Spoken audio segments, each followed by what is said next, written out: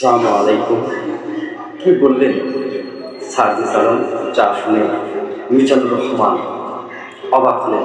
শুনুন এই ভিডিওতেই দেখি কি বললেন সার্জিস আলম। মিজানুর রহমান অবাক হয়ে গেলেন, দেখুন। আসসালামু আলাইকুম রহমতুল্লাহ।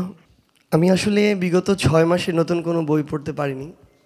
তো আমি যখন প্রথমেই অনেক দিন পর একটা নতুন বই হাতে নিলাম, তো এটা তো শুধু বই বললে আসলে বলাটা কিছুটা ভুলও হবে। পবিত্র কোরআন মাজিদের একটা সারমর্ম চোখের সামনে। আমার একটা চেষ্টা ছিল, সুযোগ ছিল যে আমি চেষ্টা করছিলাম বিগত প্রায় 1.5 বছর ধরে প্রত্যেক দিন সকালে প্রায় 50টা আয়াতের মতো যে কোনো একদম সিরিয়াল ওয়াইজ আর কি অর্থসহ পড়ার যে চেষ্টাটা, তো সেটা প্রায় শেষের দিকেই ছিল। তো সেই জায়গায় আমি যখন এই বইটা হাতে নিলাম, আমি দুইটার মধ্যে একটু পার্থক্য করছিলাম আর কি। তো একটু আগে হুজুর যেভাবে বললেন যে আমার কাছে মনে হয়েছে এই বইটা হচ্ছে আমাদের বই। মানে এই অভ্যুত্থান পরবর্তী সময়টা হচ্ছে এমন একটা সময়, এর আগে চোখের সামনে একটা দেশ, রাজনীতি, এসব প্রেক্ষাপটে নেতৃত্বের জায়গায় আমরা যদি চিন্তা করতাম, যে বয়সের মানুষগুলো চোখের সামনে ভেসে উঠত, এই বয়সটা হচ্ছে 40, 50, 60, 70 এমন। বাট এখন যখন আমরা এই চিন্তাটা করি, আমাদের মাঝে এমন কিছু চরিত্র থাকলেও আমাদের মাঝে এই 20 থেকে 30 এই বয়সের কিছু চরিত্রও ভেসে ওঠে। তো এই যে ইয়াং জেনারেশন, আমার মনে হয় এই বইটা ঠিক আমাদের মতো, আমাদের আসলে এরকম পছন্দ।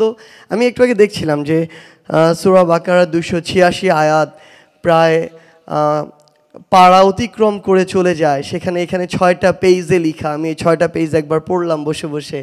তো আমার কাছে মনে হয় যে একটা সামগ্রিক একটা সামারি আমার মাথায় এখন আছে, মূল মেসেজটা আমার মাথায় আছে।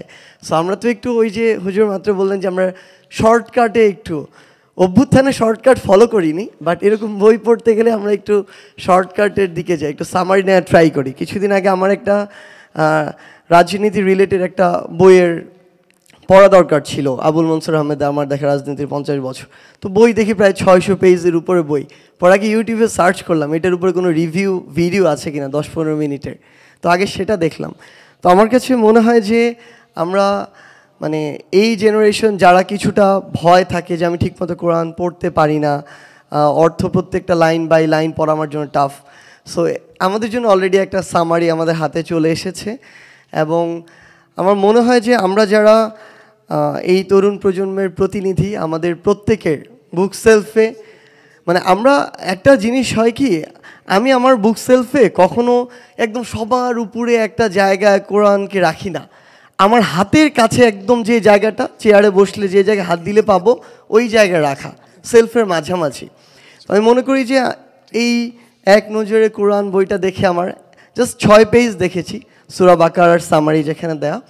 তো এরকম একটা বই যেটা আমাদের সেলফের ঠিক আমাদের সবচেয়ে নাগালে থাকবে, এবং আমরা আমাদের আত্মিক প্রশান্তিরও একটা জায়গা আছে। মানে আমরা চারিদিকে এত জিনিস দিয়ে কন্টামিনেটেড সব কিছু, এবং আমরা সহনশীলও তেমন হচ্ছি না বিভিন্ন মতের প্রতি আমরা দেখি।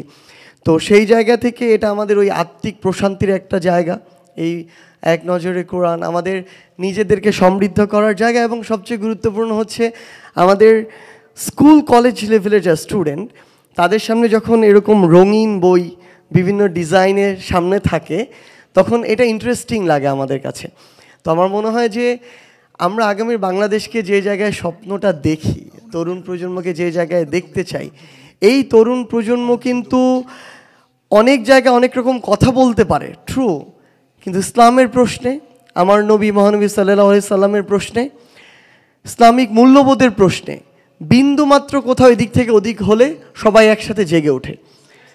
সো এই জায়গাটা খুবই ইম্পর্টেন্ট, এবং এই জায়গায় আমাদের ভিতর থেকে আরও ওন করা, জেনে শুনে পড়াশোনা করে ওন করার জন্য আমার মনে হয় এটা আমাদের একটা সহজ পাঠ হয়ে থাকবে।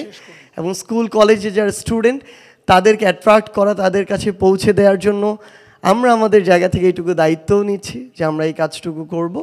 এবং আপনারা আমাদের জন্য দোয়া করবেন। আমরা ভুল করছি, ভুল থেকে শিখছি, কিন্তু আমার শেখার এই মানসিকতা আমাদের আছে। আমাদের জন্য দোয়া করবেন। আমরা বিশ্বাস করি খুব বেশি দিন নয়, হয়তো 1 থেকে 2 মাসের মধ্যেই এক নজরে কোরআন বাংলাদেশের প্রত্যেকটি ঘরে থাকবে। আসসালামু আলাইকুম। কেমন লাগলো ভিডিওটি অবশ্যই কমেন্টে জানাবেন, কেননা আপনার একটি কমেন্টে আমাদের ভিডিও বানানোর অনুপ্রেরণা দেয়। সকলের সাথে থাকবেন আর পাশে দেওয়া বেল আইকনটি সাবস্ক্রাইব করে দিবেন। ধন্যবাদ।